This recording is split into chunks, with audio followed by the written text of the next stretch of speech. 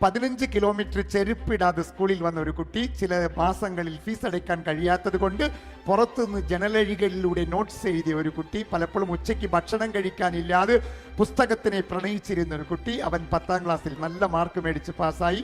അവൻ യൂണിവേഴ്സിറ്റി കോളേജിൽ PGക്ക് പഠിക്കാൻ പോയി. അവിടെ നിന്നും വലിയ മാർക്ക് മേടിച്ച് പാസ്സായി.